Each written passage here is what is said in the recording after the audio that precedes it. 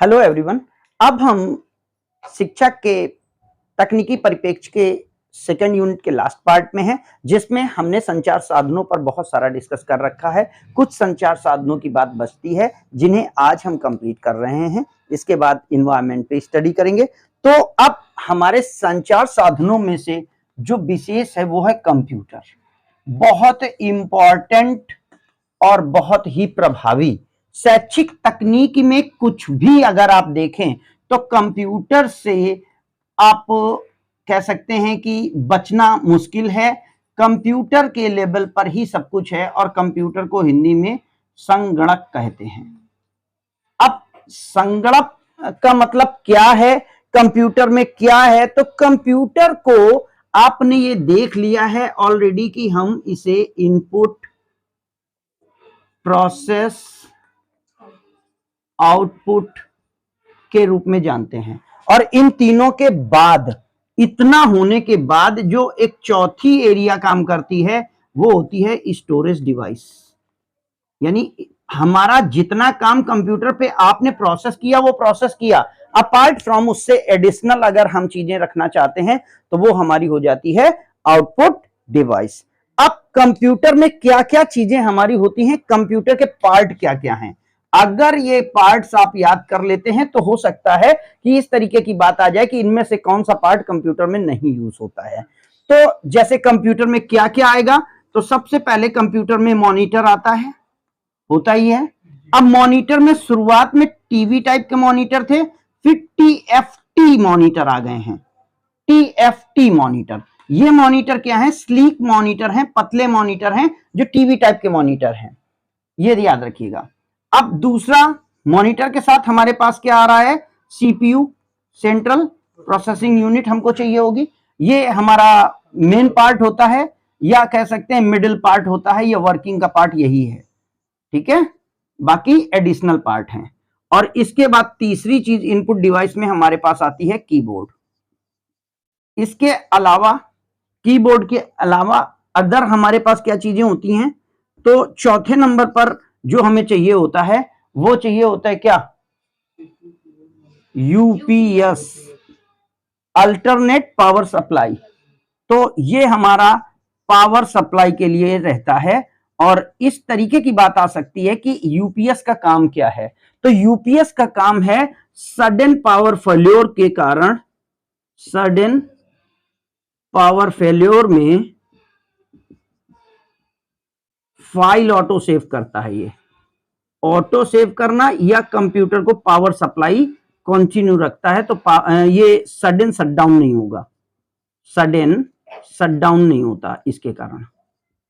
ये आपको याद रखना है यूपीएस के प्रॉफिट। जब हम जैसे काम कर रहे हैं, अब हम कोई फाइल बना रहे हैं, सारी फाइल बन चुकी है और हमने सेव नहीं किया और हम उसी पे काम कर रहे हैं, अचानक पावर सप्लाई, लाइट गई और इन्वर्टर ऑन हुआ, लाइट गई इन्वर्टर ऑन हुआ, उतने दौरान पावर सप्लाई ट्रिप करेगी, कंप्यूटर शट डाउन करके फिर एकदम से खुल जाएगा, लेकिन मीनवाइल जो आपकी फाइल थी वो खत्म। अब वो ना सेव हुई है और ना वर्क पे, पिछली 2 से 3 घंटे का आपका काम खत्म हो जाएगा। तो ये पावर फेल्योर नहीं होने देता, ये आपको याद रखना, ये परमानेंट पावर रखता है। रिजल्टेड, ये बहुत इंपॉर्टेंट है काम करने के दौरान। फिर 5वें नंबर पर हमको और चीजें क्या चाहिए? हमको स्पीकर्स चाहिए। हमको 6ठे नंबर पे क्या चाहिए? अब चूंकि हम कंप्यूटर पे डेस्कटॉप की बात कर रहे हैं तो हमको वेब कैम चाहिए, जिसको वेब कैमरा कहते हैं, ठीक है। 7वें नंबर पर हमको क्या चाहिए? एक माइक्रोफोन चाहिए, माइक्रोफोन या माइक्रोमाइक कह सकते हैं या माइक कह लीजिए। इससे क्या होगा कि हम कंप्यूटर को इनपुट, वॉइस इनपुट दे सकते हैं या उसमें हम ऑडियो इनपुट दे सकते हैं, ठीक है। ये हो गया। अब उसके बाद हमारे पास और क्या चीजें हमको कंप्यूटर में चाहिए इसके अलावा? अगर अब हम गेमिंग कर रहे हैं, इधर देखिए, अगर हम गेमिंग के एरिया में जा रहे हैं तो हमको जॉयस्टिक चाहिए होगी, ये गेमिंग पार्ट के लिए है। हाँ, तो कीबोर्ड प्लस माउस यहीं पे कर लो, क्योंकि माउस और कीबोर्ड एक साथ रहता है। तो इसके साथ एक 9 नंबर पर wireless connectivity network, wireless connection modem चाहिए। ये क्या काम करेगा? वाईफाई कनेक्शन अवेलेबल कराएगा, कंप्यूटर को वाईफाई कनेक्शन अवेलेबल कराएगा। तो इस तरीके से कंप्यूटर के पार्ट्स के रूप में हमें इतनी चीजें चाहिए होंगी। ठीक है, हम अगर देखें तो कंप्यूटर की 5 पीढ़ियां अब तक आ रही हैं, या कंप्यूटर का विकास 5 पीढ़ियों में हुआ है। तो ये प्रथम पीढ़ी के कंप्यूटर हैं, द्वितीय पीढ़ी के कंप्यूटर, तृतीय पीढ़ी के कंप्यूटर,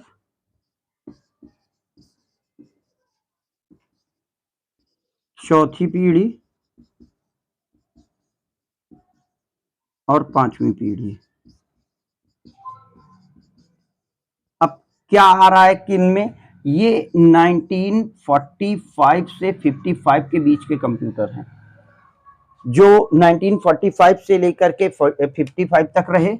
1955 से 65 तक सेकेंड यूनिट है, 1965 से लेकर 75 तक थर्ड यूनिट है, 75 से 1975 से लेकर के 1985 तक आपकी चौथी यूनिट है, और 85 के बाद के जो कंप्यूटर हैं, जो 1990 से कह सकते हैं 95 के प्लस के हैं, ये 5वीं पीढ़ी के अब कंप्यूटर चल रहे हैं। ठीक है, इन कंप्यूटर्स में क्या होता था? वैक्यूम ट्यूब का प्रयोग होता था। किसका? ट्यूब यूज्ड होता था। इसमें ट्रांजिस्टर यूज होते थे, ट्रांजिस्टर या जिनको डायोड कहते हैं। यहां पर जो हुआ है कंप्यूटर्स में, उनमें कंप्यूटर के बाद जो चेंजेस आए हैं, यहां पर मॉडेम वगैरह यूज हुए हैं, और कंप्यूटर में सर्किट आने शुरू हो, कंप्यूटर की मतलब पर्सनल प्लेट आनी शुरू हो गई थी। मदरबोर्ड बेस्ड कंप्यूटर थे ये। तो अब यहां पर मदरबोर्ड बेस्ड हो गए, फिर यहां पर आईसी का डेवलपमेंट हो गया था, इंटीग्रेटेड सर्किट। एक ही जगह पर सब कुछ मिलने लगा था। इंटीग्रेटेड सर्किट आ जाने से कंप्यूटर और छोटे हो गए, और यहां से ही डेस्कटॉप आना शुरू हो गया।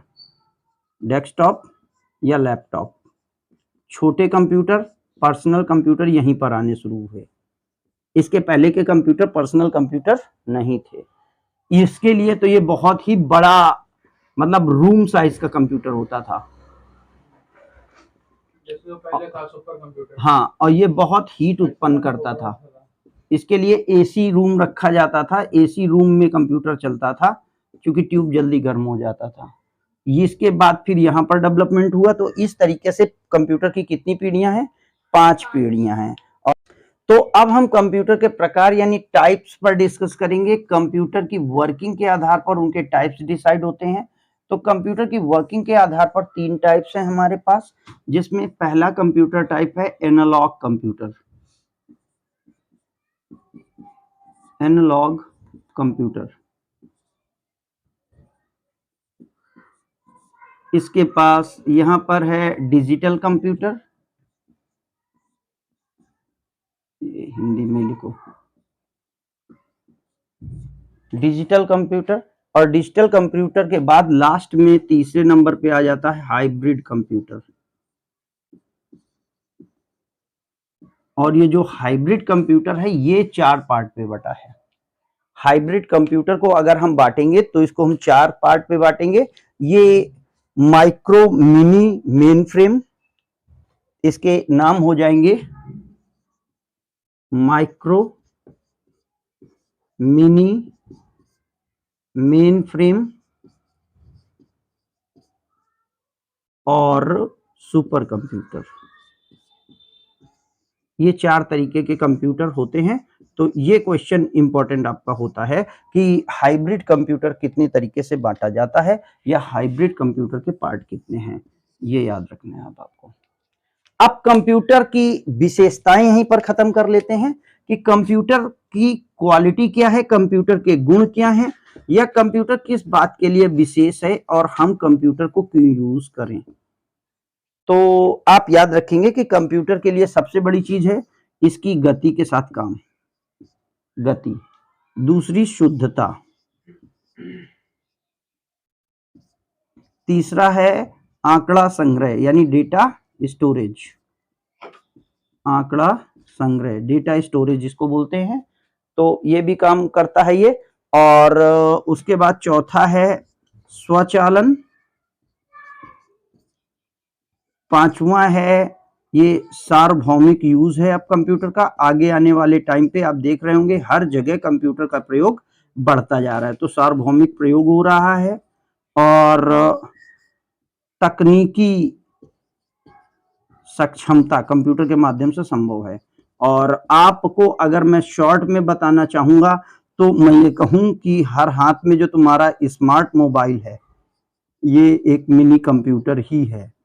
स्मार्ट मोबाइल आपका मिनी कंप्यूटर है, क्योंकि इसमें सारी चीजें ऑलरेडी वैसे ही रहती हैं। तो अब अगले यूजेस के रूप में हम इंटरनेट को देखते हैं। इंटरनेट क्या है? तो इंटरनेट के बारे में अगर बात की जाए तो ध्यान रखना है आपको कि इंटरनेट की शुरुआत जब हुई थी तो इसका शुरुआत में नाम था अर्पानेट। ये याद रखना है कि इसका शुरुआत में नाम था अर्पानेट। अर्पानेट है क्या? अर्पानेट का मतलब है या इंटरनेट का मतलब है, इंटरनेट एक हाई कैपेसिटी डेटा प्रोसेसिंग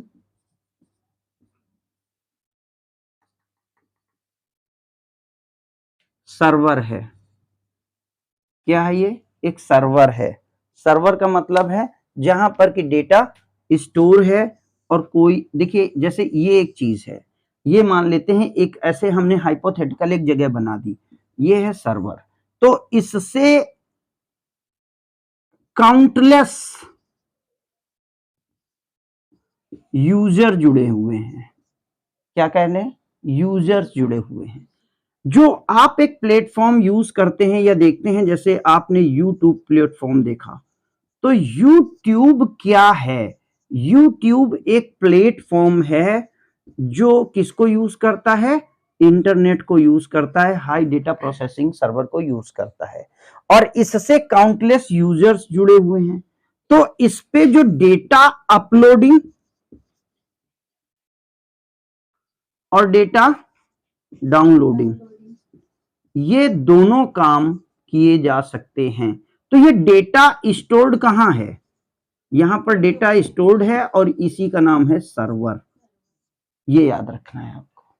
बात समझ में आई कि नहीं आई?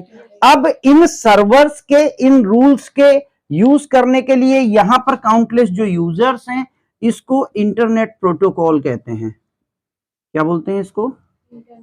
प्रोटोकॉल। और प्रोटोकॉल दो तरीके का है, ठीक है? एक है FTP और एक है HTTP। हाँ, हाइपर टेक्स्ट ट्रांसफर प्रोटोकॉल। और ये क्या है? File transfer protocol.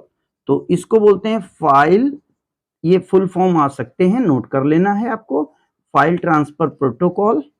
और ये है हाइपर टेक्स्ट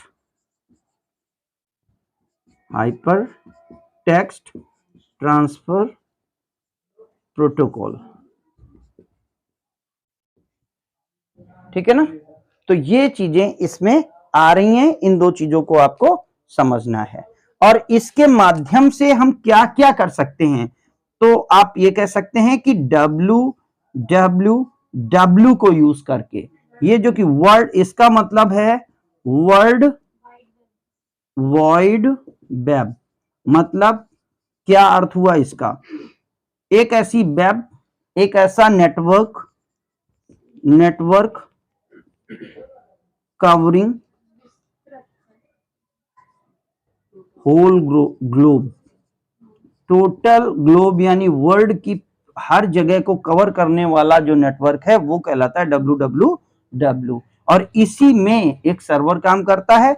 आप अपने डेटा को स्टोर कर सकते हैं, अपलोड कर सकते हैं, ट्रांसफर कर सकते हैं, और पहले से स्टोर डेटा को आप सर्च कर सकते हैं। इसके लिए आपको अपने अकाउंट बनाने होते हैं, इसके लिए आपको अपने ईमेल्स का यूज करना होता है, इसके लिए आप अपनी जैसे प्लेटफॉर्म कोई बना सकते हैं और इसके लिए आप अपने सॉफ्टवेयर्स भी यूज कर सकते हैं। तो ये चीजें यूज करके आप नेट को प्रोसेस कर सकते हैं। इस तरीके से आप ध्यान रखिएगा, आप यूजर होते हैं, ह्यूमन वेयर होते हैं। लो, ठीक है। अगले लेवल पर हम स्टडी करेंगे सीसीटीवी। अब याद ये रखना है, इधर देखिएगा बहुत ढंग से, ये क्या है? ये सीसीटीवी है। और आप जैसे ही ये वर्ड देखेंगे आप कहेंगे क्या कि ये सीसीटीवी कैमरा है।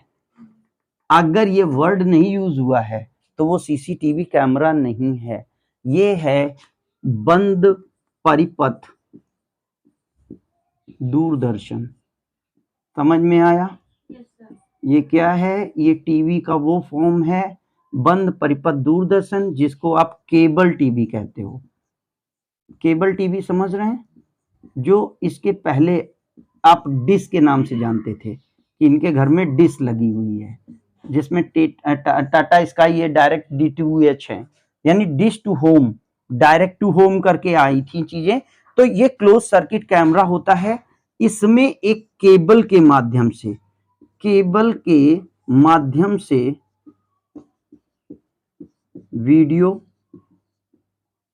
एंड प्रोग्राम्स शो किए जाते हैं।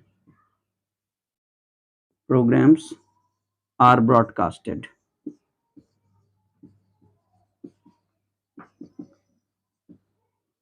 ठीक है, तो ये ध्यान रखना है कि ये सीसीटीवी है। अब सीसीटीवी में ध्यान रखना इसको कहा क्या गया है, तो इस केबल का नाम होता है कोएक्सियल केबल। ये नाम इंपॉर्टेंट है। सीसीटीवी में जो मोटी वाली केबल नहीं होती है, देखा होगा एक फाइबर केबल होती है जिसमें बीच में से एक वायर मोटा होता है और बगल, हाँ, तो ये कोएक्सियल केबल कहलाती है। ये शुरुआत में चलती थी, अब तो आप डायरेक्ट इंटरनेट से केबल लेने लगे हैं। अदरवाइज इसे हम क्लोज सर्किट टीवी कहते थे। बंद परिपथ, ये परिपथ है, ये बंद परिपथ दूरदर्शन है, क्लोज सर्किट कैमरा नहीं है। ये सीसीटीवी है, यानी क्लोज सर्किट टीवी है। ऑफ करिए बेटा। शिक्षण और सीखने में ICT, इंफॉर्मेशन कम्युनिकेशन टेक्नोलॉजी का प्रयोग। तो अगर हम इसका उपयोग देखें और ध्यान दें तो इसका उपयोग एवं महत्व, इसको हम क्यों यूज कर रहे हैं और इससे हमें क्या फायदे हो सकते हैं, इनको नोट करना आपके लिए आवश्यक है। और जब हम इसको सीखने और सिखाने में यूज कर लेते हैं तो इसी का नाम शिक्षण तकनीकी है। शिक्षण तकनीकी, यानी तकनीकी क्या है? जो मैंने कल एक ऑब्जेक्टिव में क्वेश्चन पूछा था कि शैक्षिक तकनीकी का क्या मतलब है, तो विज्ञान का कला में प्रयोग शैक्षिक तकनीकी है। क्योंकि तकनीकी प्योर विज्ञान है और शिक्षण प्योर कला है। तो अगर हम विज्ञान के साधनों का प्रयोग करके अपने कला को यूज करते हैं तो ये शैक्षिक तकनीकी हो जाता है। और इसी का महत्व हमें समझना है कि आखिर हम इसका क्यों प्रयोग करें और क्यों ये हमारे लिए आवश्यक है, शैक्षिक तकनीकी क्यों जरूरी है हमारे लिए। तो शैक्षिक तकनीकी के लिए हमारे लिए सब इसलिए इंपॉर्टेंट है कि सबसे पहला शिक्षा के उद्देश्य एवं लक्ष्यों की प्राप्ति में सहायक, लक्ष्यों की प्राप्ति में सहायक। मुझे उम्मीद है कि शैक्षिक तकनीकी के महत्व से एक क्वेश्चन बनेगा ही बनेगा। दूसरा है अध्ययन प्रक्रिया एवं शिक्षण को रुचिपूर्ण और प्रभावी बनाना।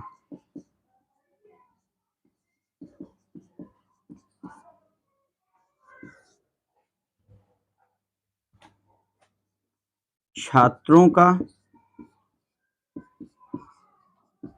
विद्यालय एवं शिक्षा से लगाव उत्पन्न करना।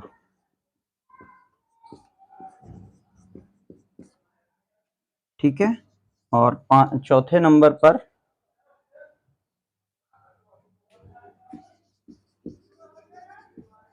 अधिगम के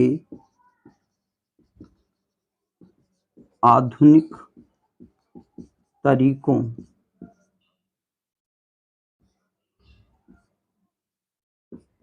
का प्रतिपादन करना। जब से शिक्षण तकनीकी आ चुकी है तब से बहुत सारे लोग शिक्षण तकनीकी के माध्यम से पढ़ाने की कोशिश कर रहे हैं। और उसके बाद है तकनीकी आधारित शिक्षण का, तकनीकी आधारित शिक्षण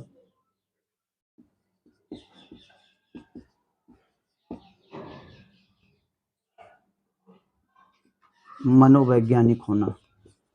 यानी कहा यह गया है कि अगर तकनीकी के माध्यम से आप पढ़ाते हैं किसी चीज को तो ये शिक्षण कैसा हो जाता है, मनोवैज्ञानिक हो जाता है। और इससे मूल्यांकन संभव होता है, मूल्यांकन संभव हो पाना।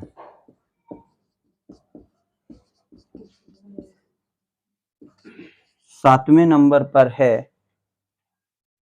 अध्ययन प्रक्रिया,